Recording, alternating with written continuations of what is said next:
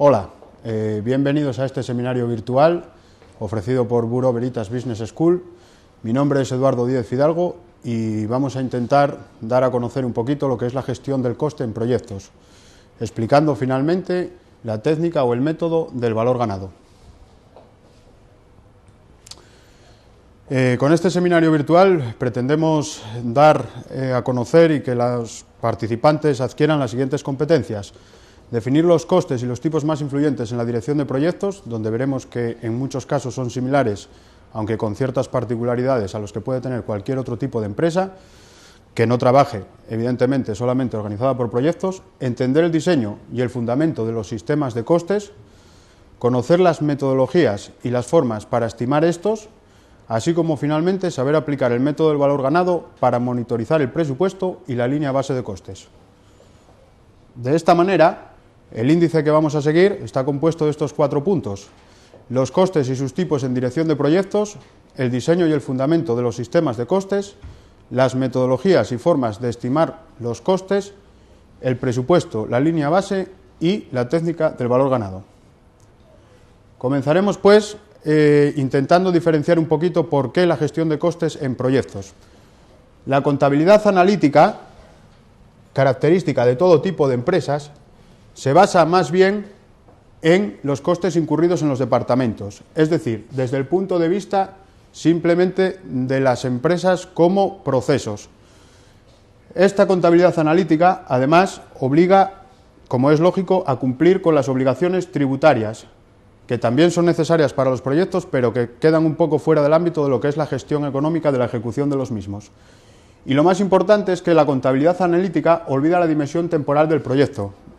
Se sabe sobradamente que un proyecto es un esfuerzo único y temporal, que tiene un inicio y un fin previamente establecidos. Por eso hay ciertas particularidades que nos obligan a analizar la gestión de costes desde el punto de vista de los proyectos. Así, estas particularidades pueden ser, por ejemplo, que derivados de estos costes puede haber problemas entre los responsables de cada paquete de trabajo, dentro de la estructura de desglose del trabajo, o puede dar lugar a conflictos con los clientes por problemas en la definición del plazo o del alcance.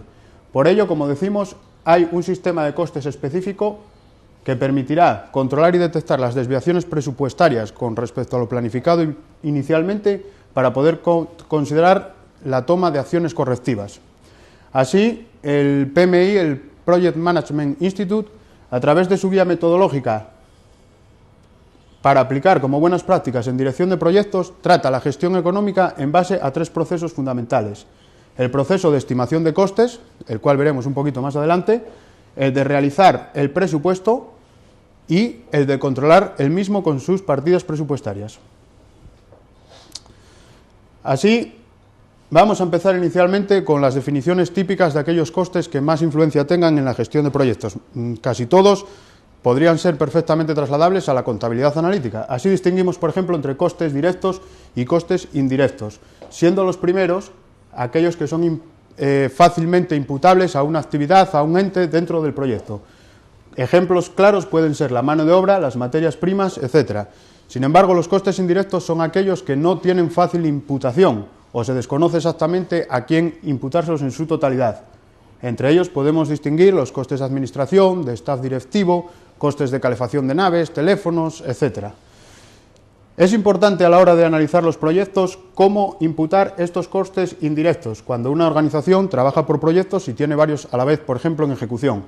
Así, es importante prorratear estos costes indirectos entre estos diferentes proyectos. Para ello, los expertos generalmente estiman los costes indirectos a partir de un porcentaje determinado y dependiente del tipo de proyecto que se esté analizando de los costes directos.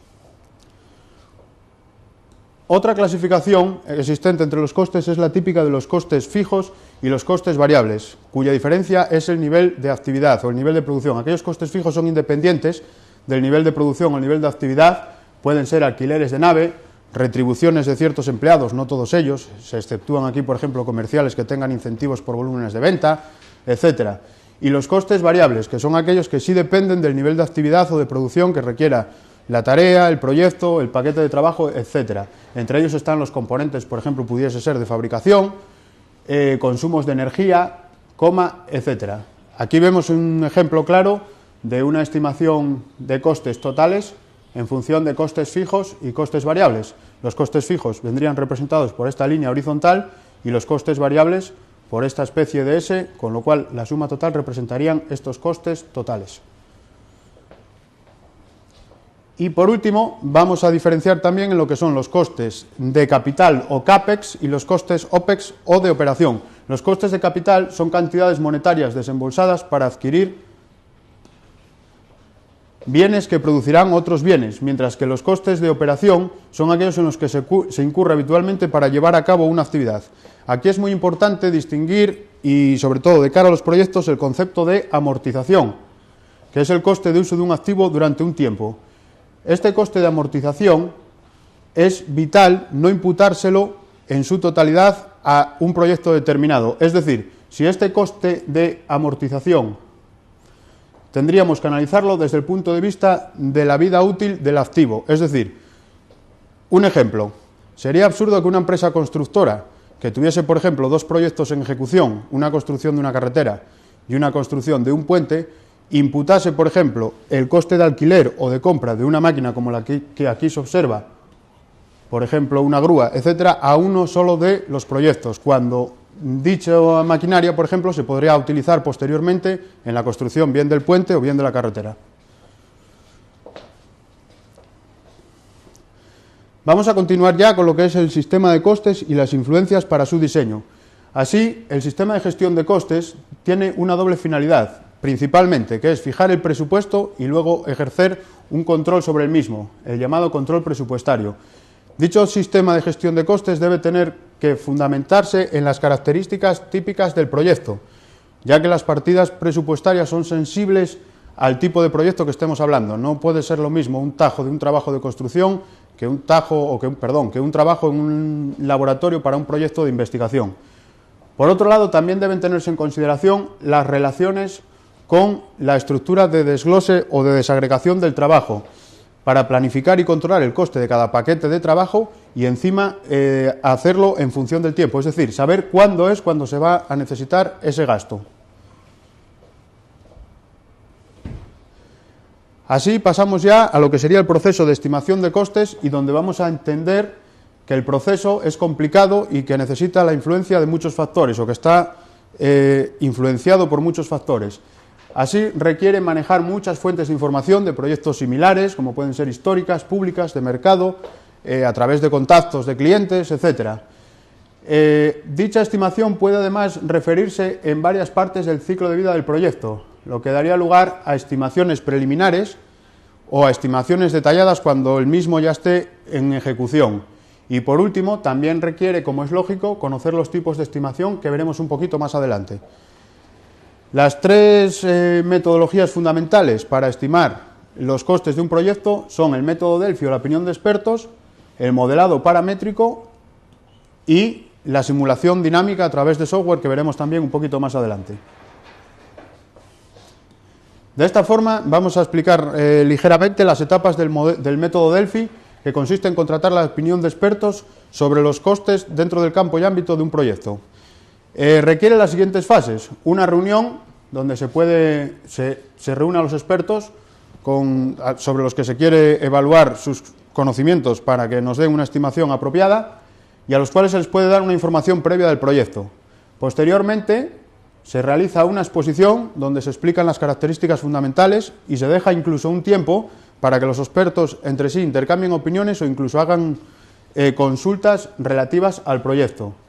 Finalmente, se les entrega un cuestionario en el cual ellos van a tener que hacer las estimaciones de las partidas presupuestarias, en función pues, de la estructura de desglose del trabajo, de los recursos utilizados, etc. Cabe destacar que este formulario puede estar más o menos cerrado y puede ser rellenado con valores puntuales o incluso con rangos de valores. Es muy importante el siguiente paso, que consiste en hacer el procesado estadístico de los resultados, con el objetivo de obtener sobre los valores que nos hayan facilitado medias, modas, varianzas, etcétera, para ver aquellos que son más dispares, que se salen de rango, etcétera.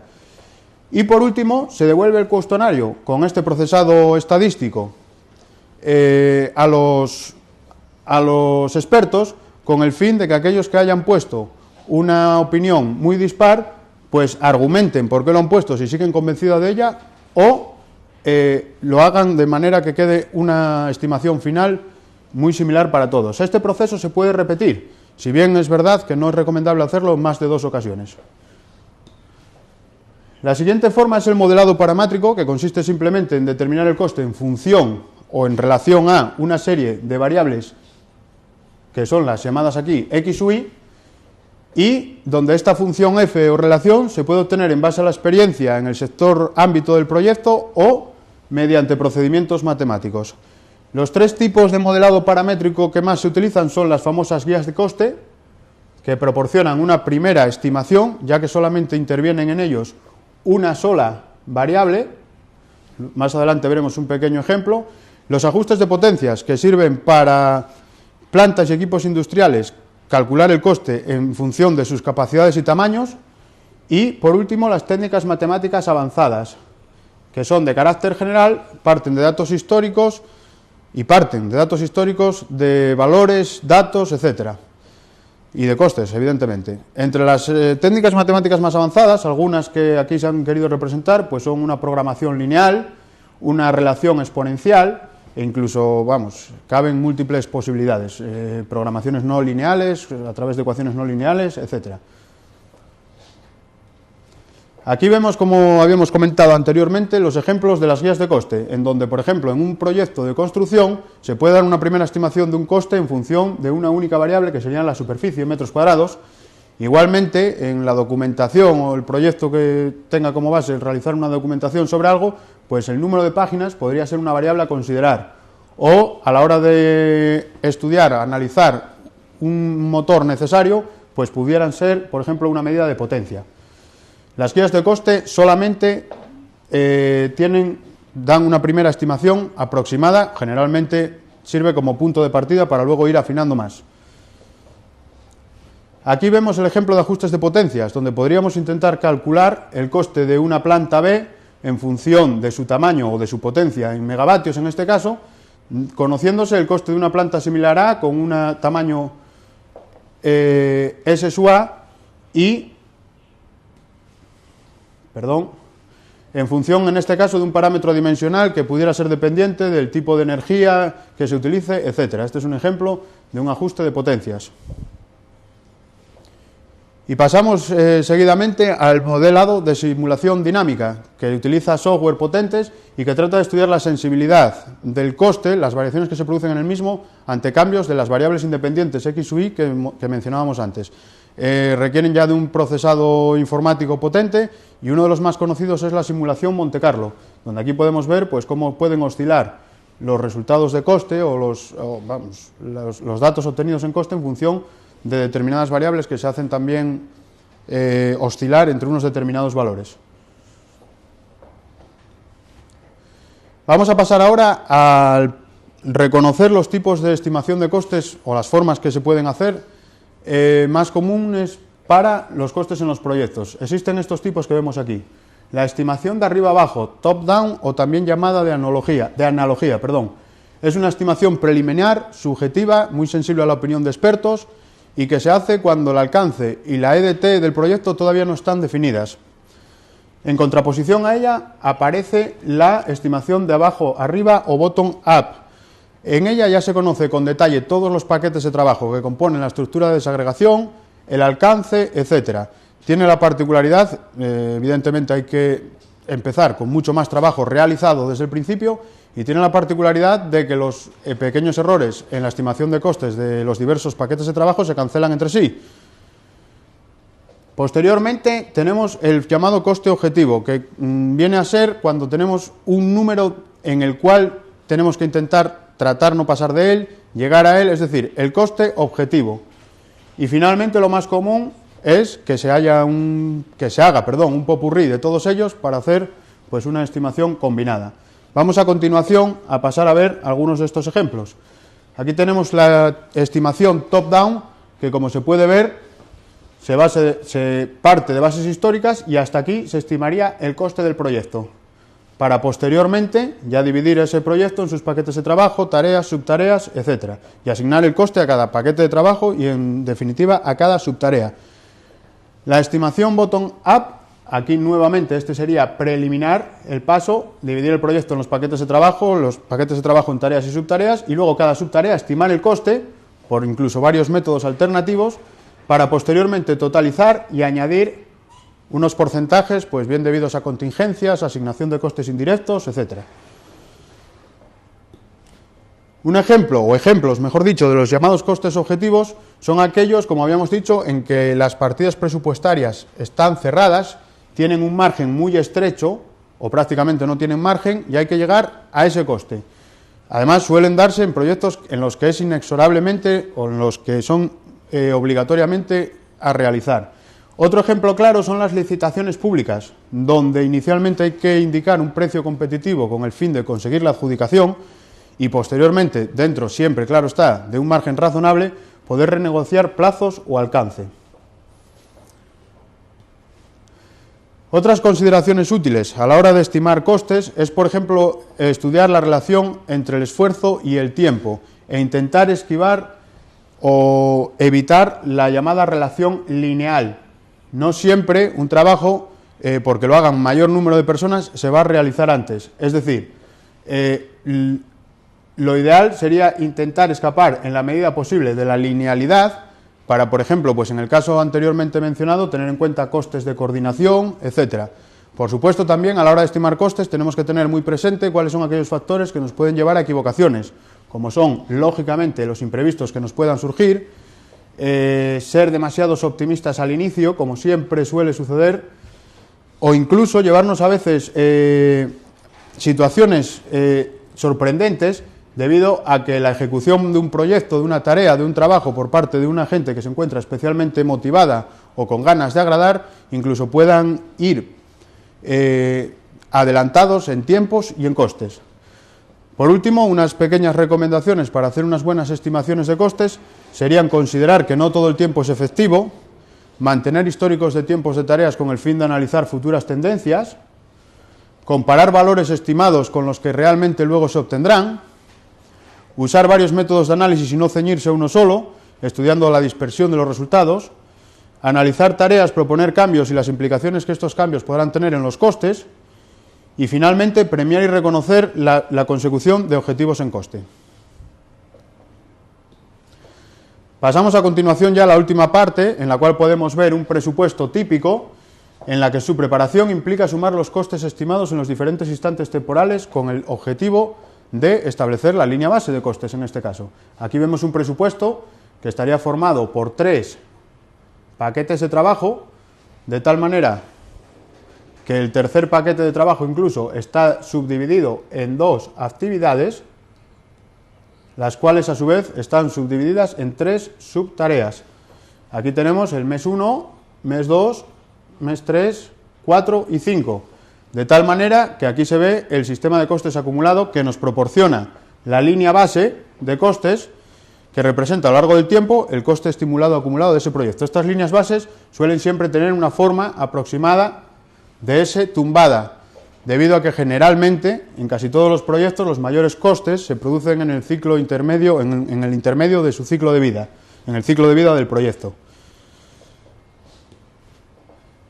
Las consideraciones fundamentales a la hora de realizar lo que es el presupuesto definitivo es nunca olvidarse de las reservas para contingencias, que tienen que ver con un porcentaje a añadir y que en muchos casos incluso no debe ser público, debe estar oculto en la cabeza del director o directora de proyecto para incentivar la consecución del resultado sin falta o sin tener necesidad de echar mano de estas contingencias, y sobre todo la conciliación para la financiación también. Esto tiene que ver con el pago de adelantos, consecución de hitos, etcétera, y también fundamentado en que durante la ejecución de un proyecto el gasto es constante y es continuo, mientras que los ingresos que son necesarios para abordarlo suelen venir determinados puntualmente en el tiempo.